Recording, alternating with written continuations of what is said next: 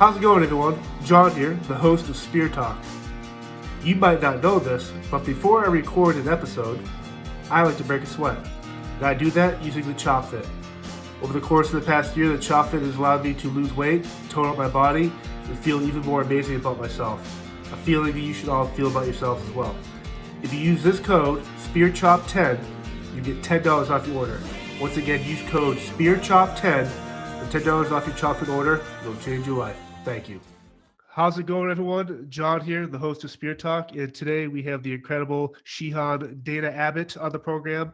Mr. Abbott here is a 7th degree black belt in Kenjutsu, and at the onset of the pandemic, and I do want to elaborate here, I needed to reach out to 3 people in the field of swordsmanship, and just because I grew up watching He-Man, the Star Wars lightsabers, Highlander, all this stuff with swords, even the movie Braveheart, and I had the fortunate to have Adrian Paul on the show talking about swords and Highlander.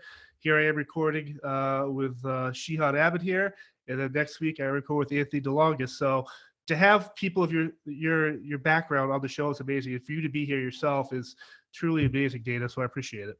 Oh, thank you very much. Thank you. So I kind of want to preface this. What I knew about you just through whether it's Black Belt Magazine or just seeing pictures and seminars and stuff, but I never really reached out until I started the podcast. And I'm on LinkedIn, you're on LinkedIn, I know we connected, and I noticed one of the coolest things you've done on there is you love to maintain the integrity and honesty when it comes to martial arts and the time people put into their craft. And you have no problem, I'm not going to say calling out people that are into lying or stuff like that, but you hold yourself to the high regard to, hey, if you're going to put the time in, whether it's a first degree black belt all the way up to a 9th degree black belt, respect the craft. And for you to be that type of person is pretty cool. Yes. Hey, well, that's what happens. I learned the Japanese way and I learned tradition. And with those two right there, if you begin and you don't finish, you're not finished. So many martial artists that I run into, they worked out really hard in their 20s and they perfected their craft in their 30s and they fine-tuned it in their 40s. And then all of a sudden they quit. My job is over after 20 years, a little bit more like a junior high school coach that when he was in his 20s, he was the coach. But by the time he hit 40s or 50s, he had all this extra weight. No one knew he was a coach anymore, but maybe a sushi chef. So that's what happens, and this happens throughout history or in any sport or any profession. There are the ones that take it to the end, and there are the ones that do it as far as they want to, and then it's not in their timing anymore. And I don't like talking about the pandemic because I think people have talked about it enough, but when something like that comes along, how does that help? Does that affect you in a way, your mental and physical, obviously with the training and schools are closing down and class, you can't do your seminars and stuff, but for you mentally, did that kind of push you to even push yourself even further? Or is there a couple of minutes there where you're kind of like, man, this is tough? I don't watch TV, so I'm not indoctrinated since 2011. Therefore, all this stuff just passed by and it was a good year. Matter of fact, it was a great vacation for me. And the reason why is that I didn't have to go around to all the events as much. And it was a little nice being able to stay home a little bit more. And I live in a rural area, so I didn't see too many people. Therefore, we had a good year. I saw all the students I needed to. We worked on Zoom a lot, and I've had an online training since 2007. So I sort of have it down a little bit. And I don't teach children. Of course, I have children's programs out there for lots of people who teach children. But in the art of the sword, it's made for the worthy. And kids at this time just want to play swords, which is great. And that's why we have the padded weaponry. No, it's awesome. And so I know you had your degree at college in geography, and that led to your world traveling and kind of just going out there adventuring into the world. But for me, how did you connect to? I can kind of see where you connected with Japan because that's a culture. I've had the fortunate spend much time there doing security work and love the culture, the food, the people, the history. But the idea of the sword, what was the catalyst as a child that made the sword something specific that you wanted to actually train on that tool? When I was a really young kid, probably 1960, 61, somewhere around there, first time I saw The Mark of Zorro. Oh, awesome. 1941 classic with Basil Rathbone and Tyrone Power. It was around Christmas because it came out same time with a few of those movies that you still see around Christmas. But when I saw the swashbuckling and the Mark of Zorro, just in the back of my head, I went, oh yeah. And it just followed me since.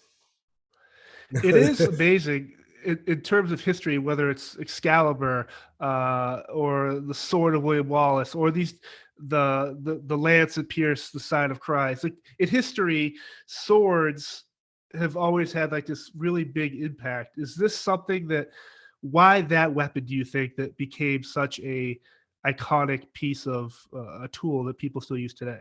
It represents a gentleman, an officer. It represents royalty, the elitists. It represents freedom in many cases. So you have to look at someone who wields a sword and that's his trade. Look at a surgeon who wields his sword, or look at a postman who can wield an envelope well. In the same basis, it's just someone who wields a sword, they're honed more than most, because it takes a long time to get the perfection needed to wield a sword correctly. Now, you can pick up a sword and I can have you being really proficient by the end of the day, but trying to hone it to perfection, it takes a lifetime. One of the interesting things, I'm obviously a proponent of the Second Amendment, and if you own a gun, train it, use it. And I think a lot of the times the issues that come into firearms is that people don't respect the weapon, they don't train with it. But you never really hear of people that use a sword as a weapon per se, or go off the deep end and attack people. Is it because people respect the sword more so as a weapon than a firearm? Like how do you kind of break down? Because for me, I can go to any grocery store or Filene's or Sears, pick up a steak knife and do damage, but no one does that. Do people respect blades better than firearms? Well, let's just say that if you're going to brandish a blade, the simple thing is that you got to get close and you're offensive. So right there, you're in their breath. You can smell the onion sandwich they had. And right at that time, you're going toe to toe. So if they know what they're doing and you don't, for example, when you have a sword, it's an extra 3 feet between you and your opponent, or a spear, it's an extra 6 feet. So it depends on if it's a close or longer range weapon. But at the end of the day, if someone's wielding a sword, they must have swung it a few times before they got there, compared to the guy that doesn't have it. Now, if the guy had an oar, a wooden oar, he could probably, sidestep it and, get in there and, take out his opponent. Or if he had a pipe or some type of equalizer, give me a broomstick, but nevertheless, you can see how that works. So the longer the knife you brandish, the more serious it is to the opponent, because they can see the edge more. If you pulled out a box cutter, you can take down America and they won't even see it. But if they would have pulled swords out, it wouldn't have gotten past security. So you can see in any case or any scenario, you start whipping out the sword, it's like pulling out a submachine gun. Everybody runs when that starts rat-tatting compared to a 22 or a little 25 single shot. They pull it out. Oh, how cute. What are you going to do with that? Give me an upset stomach for the Christmas season. So right. You can see the difference. How, when you say blade, is it a blade like David Bowie's or Jim Bowie, or is it a blade that a Cub Scout uses? So it depends how you brandish it and how the weaponry is seen by the opponent. Right. So now to kind of flesh out like your life, when you get to Japan, what was the first thing you did to start this journey of learning about the sword? I just enrolled into Nihon Taiko Daigaku. So you get there and you don't, obviously you research enough to kind of figure out where to go, or how do you know which school to attend? The first thing I did as a geographer and an adventurer, I got one of those passes, the rail pass. And Yep. I spent a month traveling through the 7,000 islands of the archipelago of Japan, all the way up to the tippy top where you feel like you're in Washington State, all the way down to the bottom where you feel like you're in Hawaii. So you can see the vast difference. Japan's sort of like California, but just a Right. little bit longer, same type of weather and everything like that. So when I finished going through Japan, I decided, oh, I'm going to make Yokohama my home base because it's a little bit more like San Francisco. And it was a cultural center there a little bit. Moreover, it was next to Tokyo. If you drove from Yokohama to Tokyo or Kawasaki, you wouldn't know the difference between what city you're in. And Tokyo, Yokohama offered the best sorting schools in the country. And I was just really lucky, just put it that way. And I came across the head of the kendo teachers over at Nihon Taiko Daigaku when I was visiting the Budokan. And one thing led to another because they didn't see too many Americans since after the Right. war. And my Japanese was nothing. But it was enough to know that I was interested in doing sword. So they just sort of took me underneath their wing, and there I went. That's what. That's actually one of my questions. As a Westerner, you just don't see a lot of people like yourself or myself that walk into these classes and be like, "Hey, I'd love to learn" or whatever. But it must show a sense of willingness on your part that while you're going to learn the sword, you also have to learn the culture and the food and the history and the language and the arts. And that's what I really love about your trajectory because you fully immerse yourself in this culture. It wasn't just Yes. hey, I'm gonna pay, how much money can I pay to get become a first degree black belt sword? Like you actually put the time in. I think there's something really to that. Well, you live it. You live it. I married into the culture. I've been doing that for almost 4 decades now, basically. Wow, that's a long time. Yeah, it's tough. I'm starting Medicare next month, so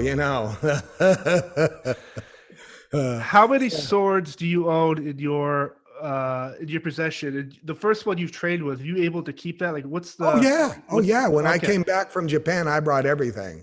The first sword I practiced with was wood, of course.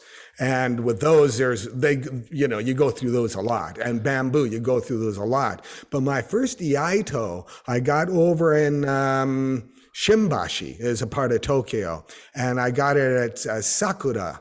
A place called there, a little push for Sakura, if it's still open, because this was in the Showa era, about 1984, 85. So anyway, I got my first sword, which was 1,100 grams, almost 1,200 gram sword. And Wow. it was nice and heavy. You could do lots of technique, really built up my forearms a lot.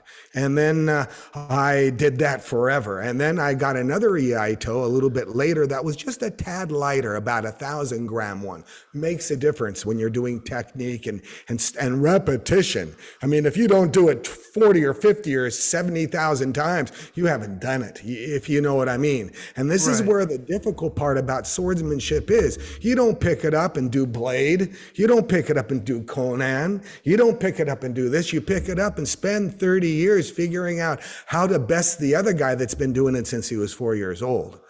You might use bamboo or wood, you might use synthetics, but when it comes down to the end of the day, if you're using metal, away from the fear factor, there's a lot of great people out there that just can, bang all day long. And if you don't bang properly, they look at you like you're crazy. If I wasn't urinating blood or brown at least twice a month, I wasn't working out hard enough. If my Wow. throat didn't have that raspy, a singing nodule sounded like this, I wasn't screaming loud enough. So yeah, they turn you into a hardcore honed machine that follows you the rest of your life. Because most all these guys that I was learning this with, they were all going to be first responders for the next generation. They were going to be like high school, junior high school kendo teachers, for example, for the next generation. The worst students, maybe they'd be shoe salesmen, but everybody has their place over in Japan. So it's Right. one of those places where you go that, let's see, you know how hard it is to get into that school? I'm being a I bet. foreigner. I sort of just walked on in. Da, da, da, da, da, da, da. I was Right. just lucky. But if you were Japanese, just imagine here in America, you have 320 million people. Japan only has 125, 130 million people. And how many high schools does that represent? 100,000 high schools. So Yeah, there's probably that's about 50,000 high schools in Japan. And every high school has a football program in America, don't they? Or most everybody. Well, same right. thing in Japan, but it's kendo or judo.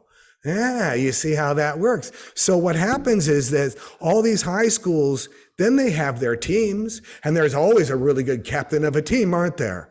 So Yep. now you got, so let's just say, get away from stuff. You got 20,000 really good captains of their baseball teams here in America wanting to go to baseball U. Maybe they have a chance to be that pitcher. Well, there's only 125 openings a year in this school. So you Sure. can see the amount of pressure to become one of these people that will take the sword to the next generation. And all these students have been learning this since they were 4 or 5, 3 years old because their dad's dad has been doing it. And they're from all over the Japanese culture. So you might be working against someone that's, up in Hokkaido, or the other one's family is down in Kyushu, and everything in between. Now they learn homogenized system through kendo and the seisei system, so they can be on for the school systems, but they all come from all those different places where their great grandfather, the great Zaimon, did something with double swords, or the great did something with this, or another samurai master's great great grandson is now doing the same technique. And that's really cool. So you hear all these duels that they have. Well, they still have them now. They're just using bamboo or wood or synthetics, so you don't limp to school the next day. And Right. really good education, because all the stuff you see in all these old history books, they're still enacted today. It's just no death to the end, or no one fights someone with an oar because they got a 4.5-foot sword. It's all homogenized now.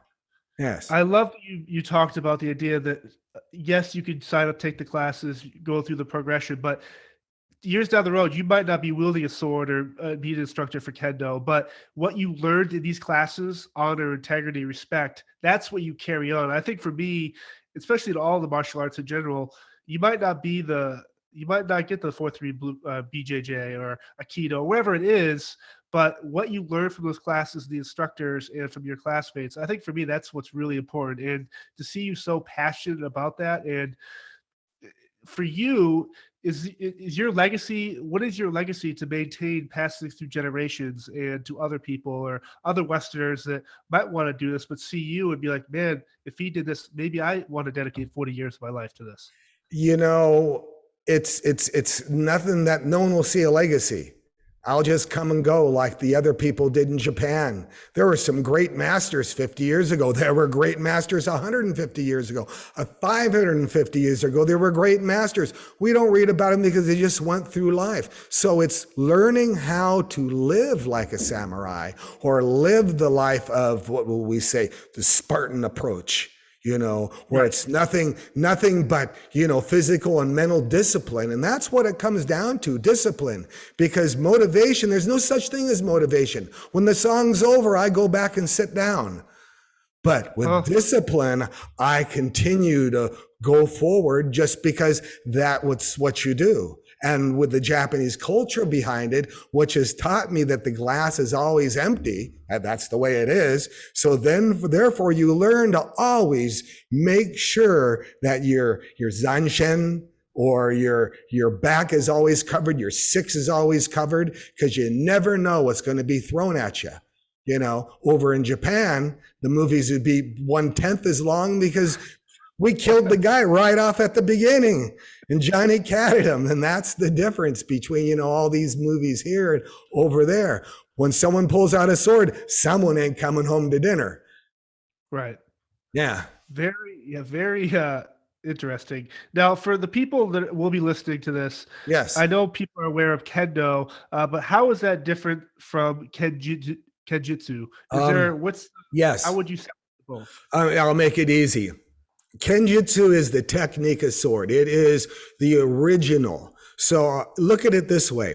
Everybody tries to look up Kenjutsu and they find one paragraph in the Google or whatever they do, and they go, I can't find anything else about Kenjutsu, because Kenjutsu is a term, which means Ken is sword, jutsu is the study of or the technique of, for example. So when you're working with that paragraph, I'm going back to the text here, with the paragraph, what's going to happen is that they go, okay, it's the technique with the sword taken out of the sheath. So it must mean, I'm going to change the subject here a little bit, automobile. Let's use that. Imagine the word is automobile. You go over to your Webster's and you look in their automobile. It's something that goes on 4 wheels. Well, where am I going to learn more about a car? Got to go to Ford. Got to go to Chevy.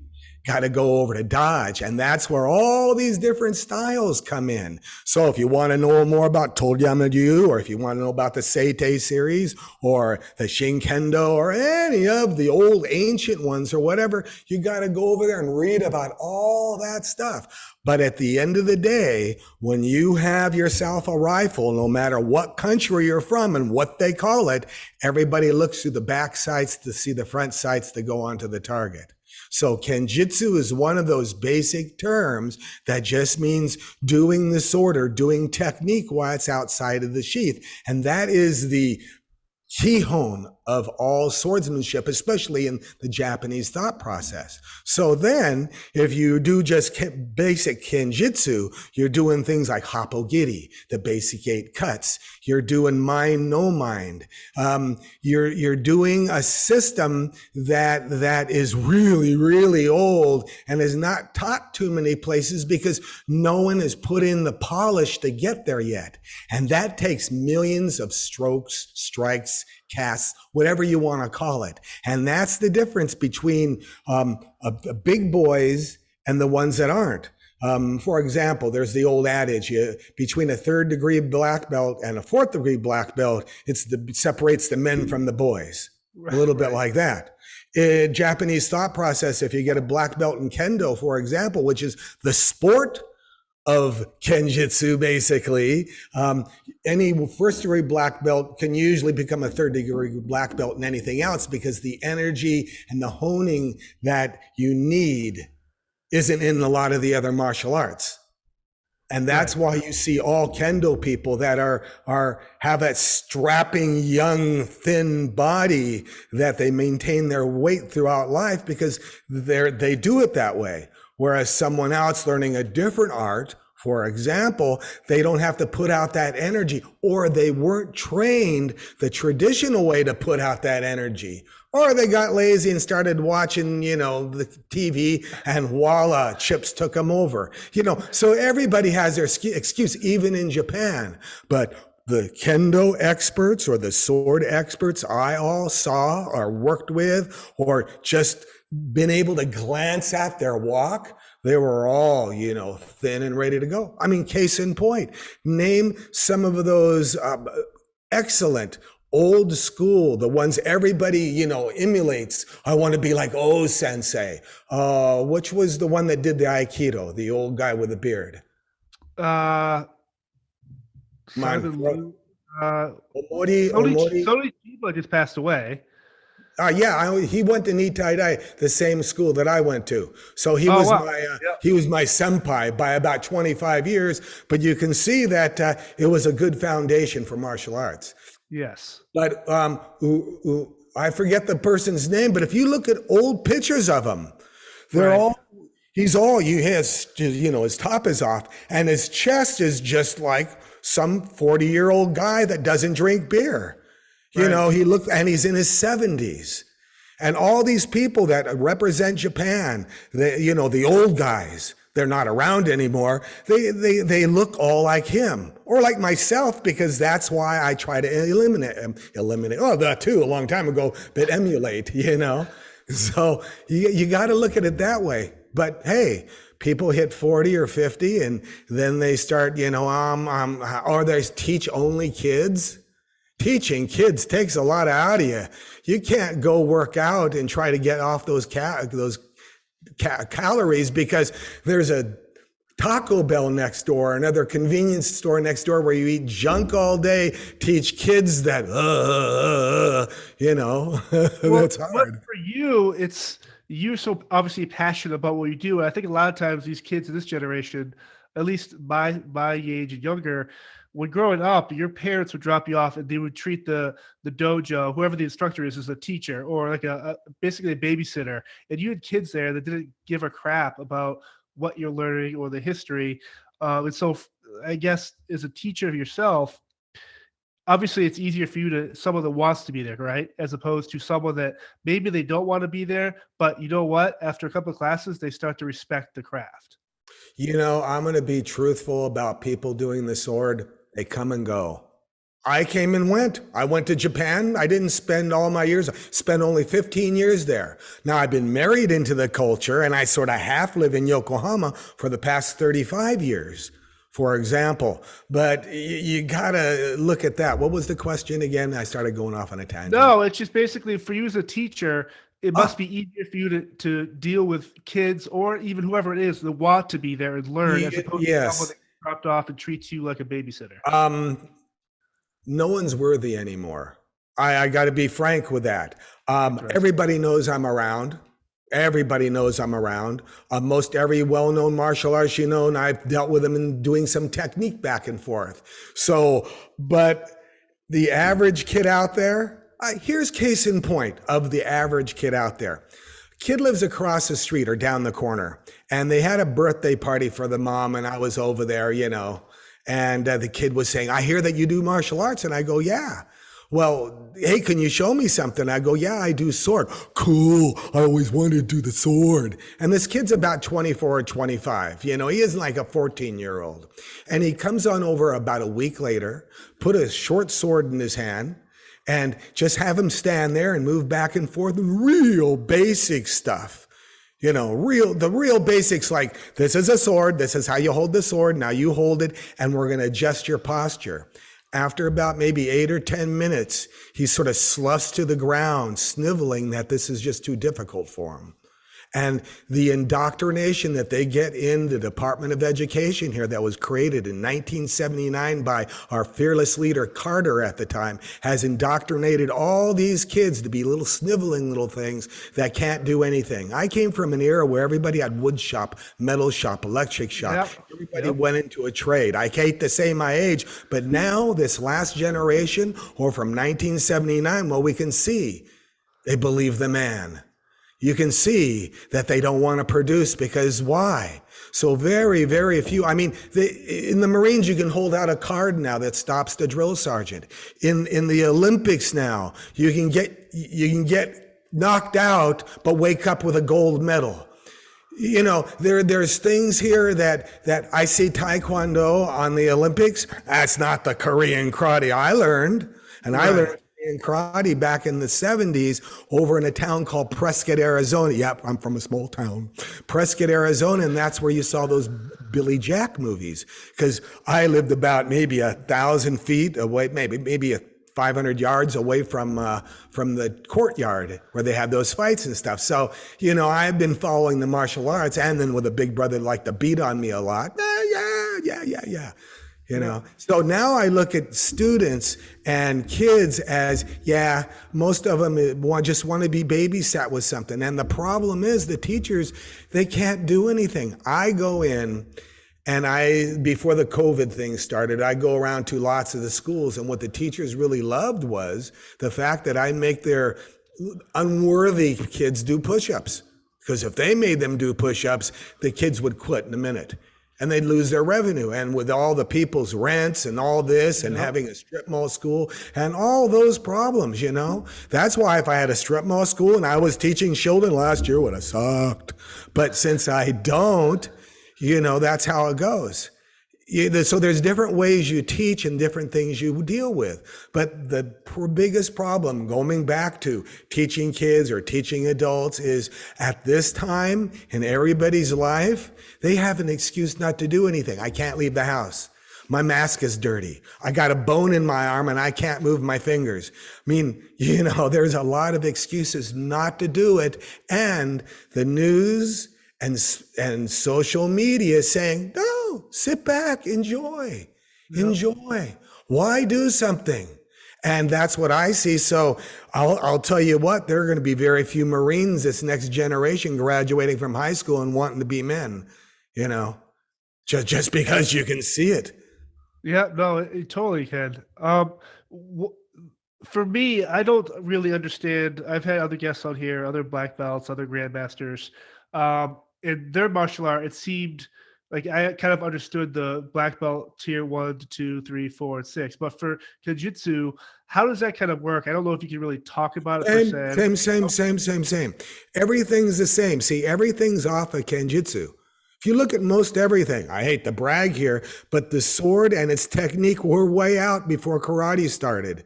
Before all this or that it was started probably all before and all at the same time when they're hitting people. But by the time everything was perfected through Okinawa or the archipelago of Japan or whatever, if you grab somebody by their gi and do judo with your little finger and these fingers here, for example, that's all in Kenjutsu with shibori and ringing the handle. So everything goes back to the sword because only people who fought, they used a sword. And if they dropped the sword, their hands would go in like this and go at the eyes, nose, throat, or pick up anything other weapon and use it as a sword. Because a staff was just a spear with a tip broken off.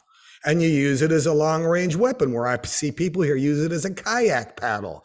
Go figure. But then again, as a teacher that has that portly weight behind him, doing all those speed theory technique makes him look like a 9th-degree black belt. I'll vote for him.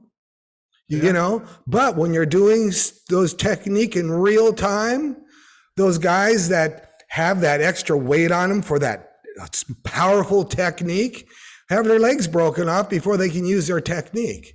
So, we're just going back to weight here on people who say something compared to doing. Right. Do as I say. Be that general who leads their men. Very few do. Right. They leave them alone. Yeah. I always find myself, I get stuck watching the news. I'm glad you could break away from it. But anytime I see something on the news or you read something or see something, I'm back in my mind like, man, it'd be so cool to go back to feudal Japan where it was much simpler, when men were men and people loved where they were from, their culture, their history, their lineage. Is there anything in that time frame, like everyone's like, oh, live the way of a samurai? Is there anything when you say that you would change in the way of a samurai?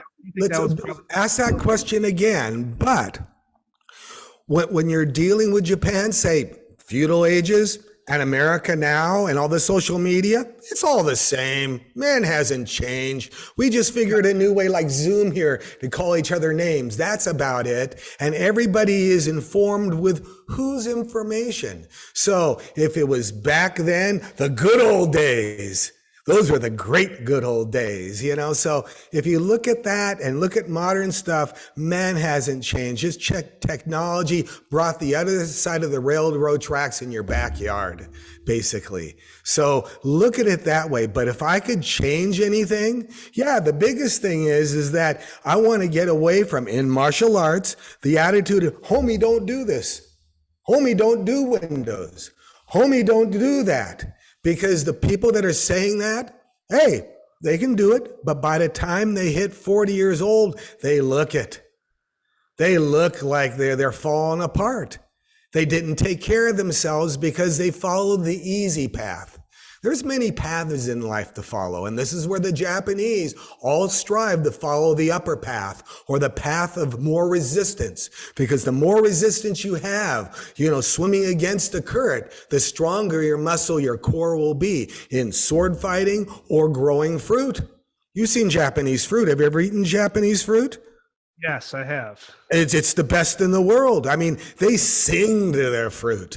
They put little pieces of paper around it so bugs can't get in it. And that's why they charge $100 for a peach or a pear, because they can, So even with that, the Japanese strive to do it the Japanese way. And the Japanese way is to not lose face.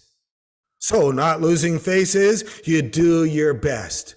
And that's why Japanese are like they are. Now, of course, the young people have their Department of Education, and it's changed too between the older ones and the younger ones, because we see a vast difference in the political face in Japan too. But then again, hey, that's just the way it is. Young people are going to do what they do, and no matter what we think and what we say, we can't. So I've discovered that I do what is called omotai to ura, and that's your front face and your back face. Right now, I'm talking a little bit about my back face on, the things that I believe. My front face, I'd never say anything like this because everything's good. Everybody's happy. The wall is good. Kids are really well. All the schools are good. Business is good. All that kind of stuff. On this side of the face, God damn, just because. But then again, if you let that grate on you, well, it's not going to help. My teacher taught me, let's see who it was, Abe Sensei. Abe Sensei, I was bitching about someone. Just because you do, and I'm doing it in Japanese, the blah, blah, blah, blah, blah. And, he does it this way. And, I don't like the way, or, you just, because everybody loves to bitch about someone. He looks at me and he goes, you want to do it?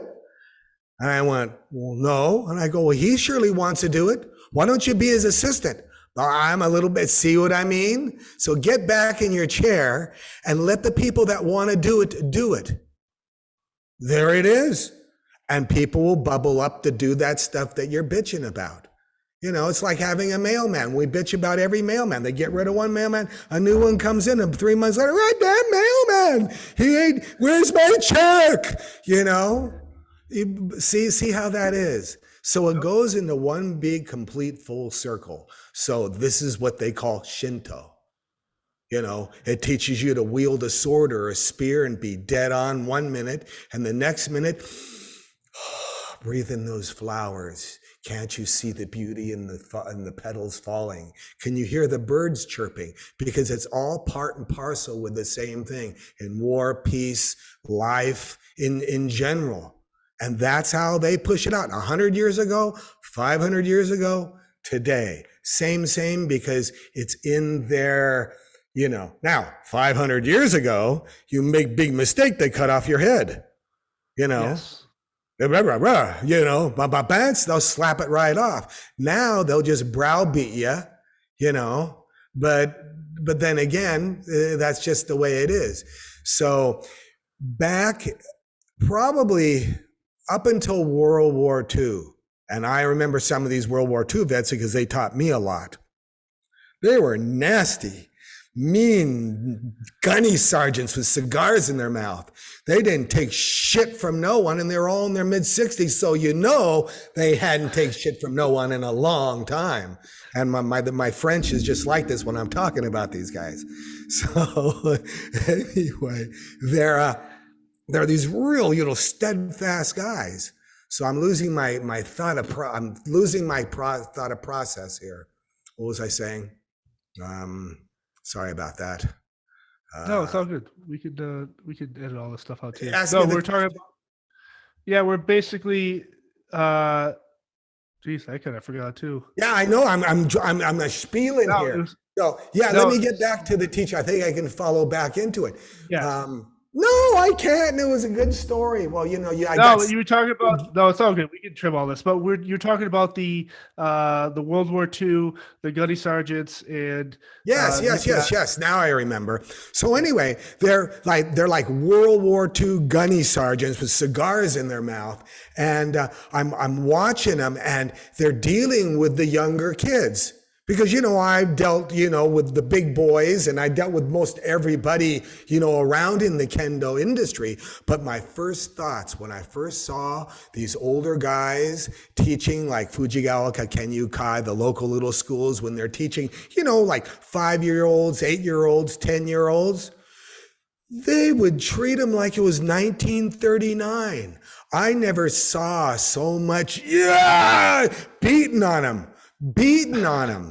I mean, beating on him, where you see some of these things, you see on YouTube in Japan, where the guy's just beating on the guy wants to be, MMA guy, will take this punch and they're going, oh, look at that. I wouldn't do that in my school. And that's why they only have a school for 3 years. Or their legacies don't ever go on to the next level because they never were taught good tradition. If you can eat a punch like candy, or when you're 5 years old, you can take the abuse of the kendo teacher, you will be a leader when you get older because you won't cry. And that's what they try not to have. Because when you whine, you lose face. Because even though in Japanese thought process, they don't talk a lot. They talk with their eyes. That's why if you ever watch Japanese movies, it's so drawn out and slow. No, they're having tons of conversations if you understand the conversation, But you've seen them. You see these movies where the good doer, he gets caught and he gets thrown in the jail type of thing. And, who are we going to kill now? And they look at everybody and then they see the guy in the corner going, you know who they're going to kill first. Well, Japanese, they don't like to see whiny people. They saw it in World War II at the Bataan Death March. Now I met guys that were there. I mean, Japanese people, because remember, these kendo teachers and sword teachers came home and they were doing, everybody was in World War II at that time. Everybody. So, they'd be talking about, the Bataan Death March and doing this and doing that. And I remember on a couple of occasions, people go, Dana, I killed a lot of Americans and I never talked to too many, but you're Japanese. After a couple of drinks, my Japanese gets better, So like that. Or, how many people were in World War II? You know how many people were involved in Japan? Because the emperor, and you thought North Korea was crazy, they thought their emperor was a god until the end of World War II, just because their indoctrination made that happen. My father-in-law, my wife and I were going down to one of the little islands. I forget the name of the islands, but one of the little islands near Okinawa, Saipan, and one of those places. And he goes, I've lost 2 brothers on that island. You guys go have fun. Yeah, from World War II, because, he had 9 brothers and he was only one of 2 or 3 that, came back. Right. So, everybody was in that. So when I went to Japan, my stuff that I was raised in, not to bitch and moan, 1 mouth, 2 ears, keep it shut, and just follow and do your best and be the Energizer Bunny with no whining in the face. Yeah, it got me what I got in my traditional training by all the big boys. So yeah, it still goes around. So that's why you don't see too many Americans going over to Japan, because they wimp out. I mean, I think I'm the only one that's went in the last decade, the generation. It seems like I'm the only one that went and actually did what Chuck Norris did in the movies. You know what I mean? And that's the real cool thing about it, because now, as I'm in my mid-60s, the same age as my teachers were, I'm learning that I'm past that threshold, and I look back at all my peers or the future people that are in their 20s, and I'm going, they're not following the righteous path of being worthy. This is what the Japanese asked me over the last 30 years, maybe a half a dozen times, and not by American Japanese, by Japanese who live here and were in Japan. They'd ask me, Moto-san or Dana, are you a businessman or a Budo man? And I'm going, I never heard this before, so I better play it safe and go, well, I'm a Budo man.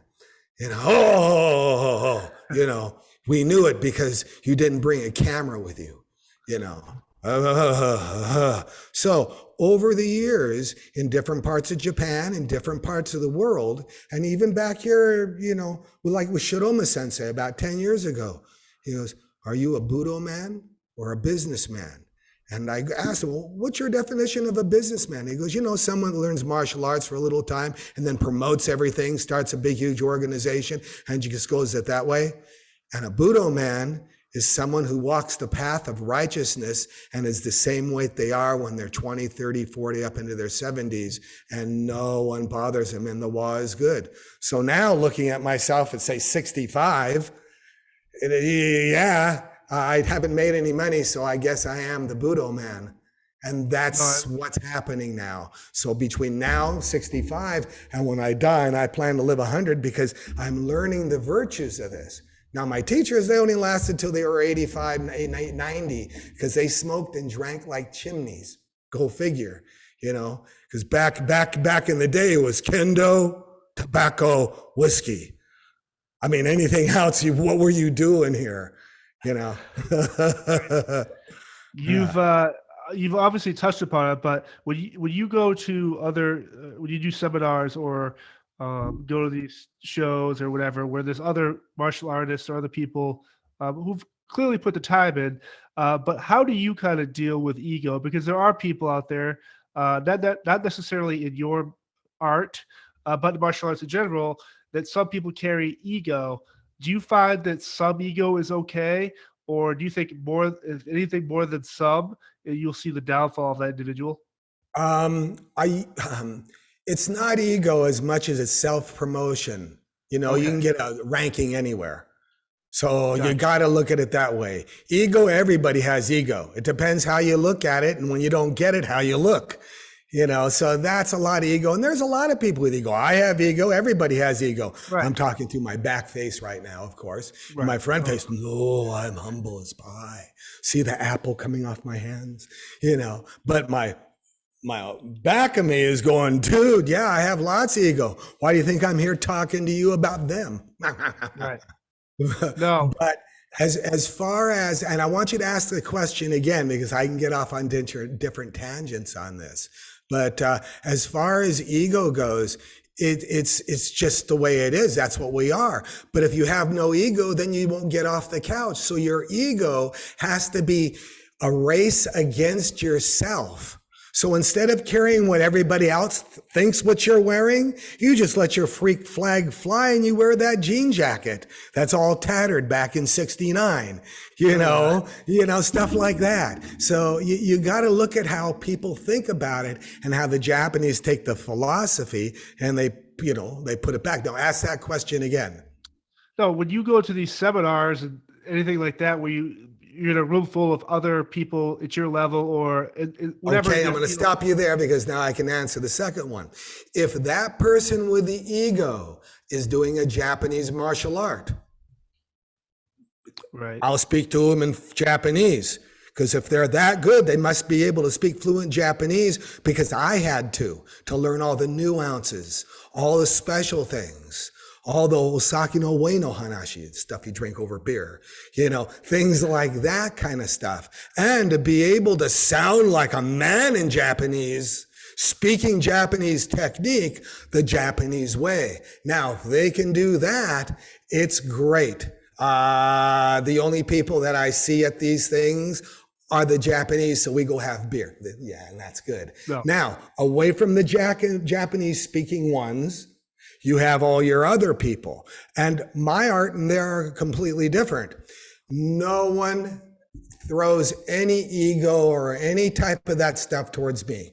No one does, because I'm an orange and they're apples or pears or whatever. I'm a little different because my training was done at West Point and I'm in the Pentagon. And everybody else did their training over in Bangor, Maine Community College, and they're at the Armory.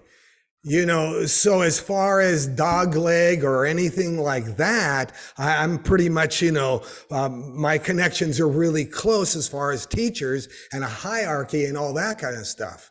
And anybody, for example, doing swordsmanship over here that's Japanese, usually I know there's teacher's teacher, because I do, because I'm at that age now.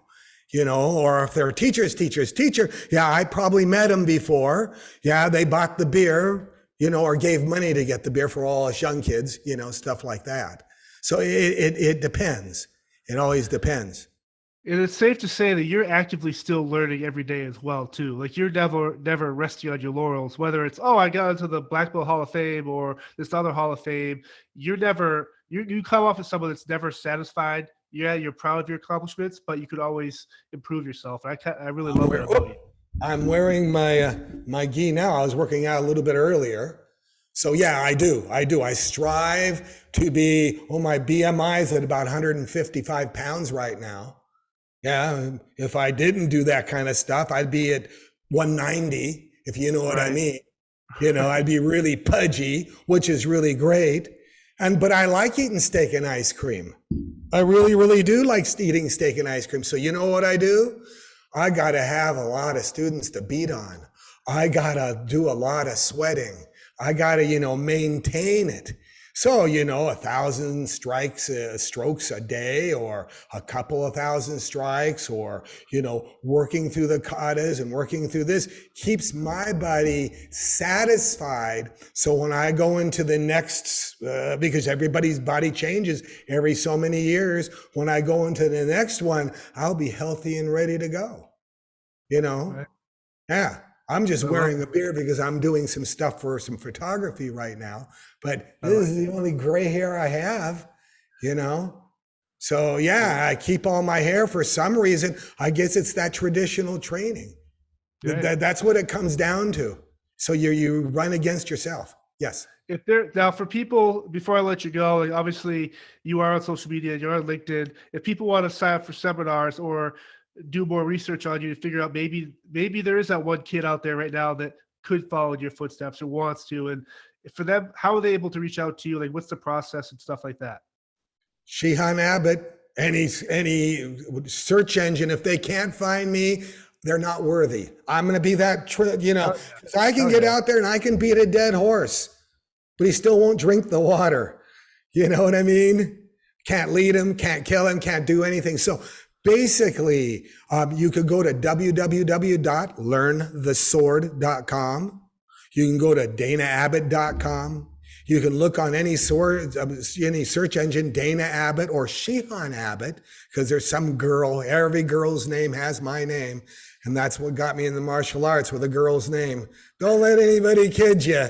That's what got me in the martial arts at a young age, Yeah, that's a girl's name. You can't play football with us. Oh, that's a girl's name.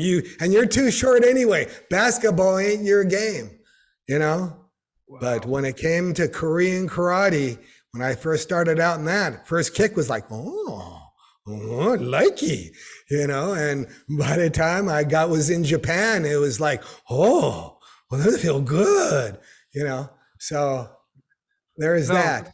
So yeah, anybody can find me anywhere if they just look. And I do have a really good program. Most people that look go, well, that's not very much money. I just charge $1 a day. And they go, that's not, because this teacher over here, he charges $1,000 a month. He must be way better. All my stuff is through the Department of Education. All my ranking and everything like that. Why theirs is, I don't know. A teacher that I know, one of their students made up this thing that they went to a Hall of Fame, and then they got this extra signature, and now they're a grand poobah wielding the sword. I mean, but it works. So right. Yeah. So this was a blast, Dana. I appreciate you jumping on here. Again, it was awesome talking to you and learning about your life in Japan and the Kenjutsu and everything. And again, thank you very much for being here. Hey, yeah, I really enjoyed it. Next time we'll talk about spear fighting. I'm all about it. Thank you, Dana. That's my long-range weapon of choice. Thank you all for checking out this week's episode. Once again, I'm John. If you like what you heard and saw today, subscribe to our YouTube channel, find us on Instagram, Facebook, and Twitter, and check out our brand new merch store with hats, coffee mugs, t-shirts, other cool stuff coming down the pipeline. Again, thank you all for support. Be safe and see you next week.